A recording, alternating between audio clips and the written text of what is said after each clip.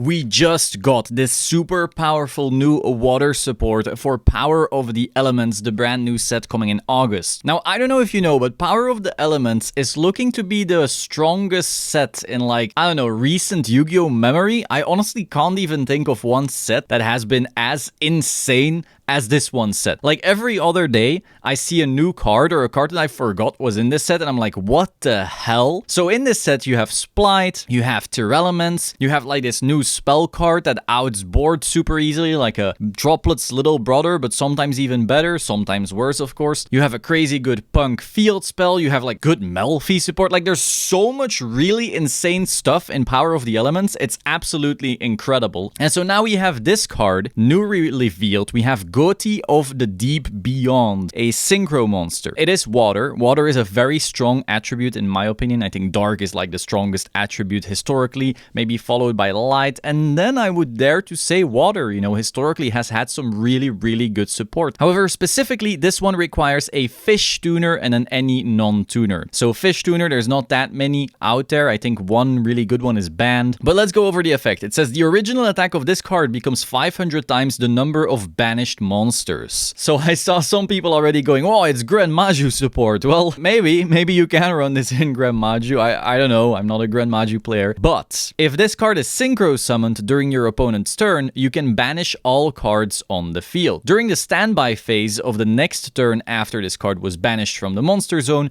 you can special summon this banished card. So the way I see it, you are basically getting access to like a mass board wipe that doesn't even send to graveyard. It just straight up banishes. But then next turn you get this thing back, and this thing will be huge depending on, first of all, does your deck banish already? But then secondly, how many targets were on the field at the time of banishing? So, it's banish mass field wipe kind of effect is already making it bigger. But then if this is part of a deck where you're already banishing, it's very possible that your opponent tries to do a play, you get out a Goti, then it's your turn and you just OTK them out of the game. So that sounds really, really, really strong. Of course, the question is going to be, how are you going to synchro summon this during your opponent's turn? There are some cards that do that, certain quick synchro cards, but so far with Fish Tuner, that is very, very specific. So what's going to happen here? Personally, I think that there will be like a Deep Beyond archetype or an Of the Deep Beyond archetype that then ends up making this thing in the opponent's turn like relatively reliably. Maybe it also has some banish costs or something like that to make, it actually a really big threat. We'll see if that's like good enough to make a splash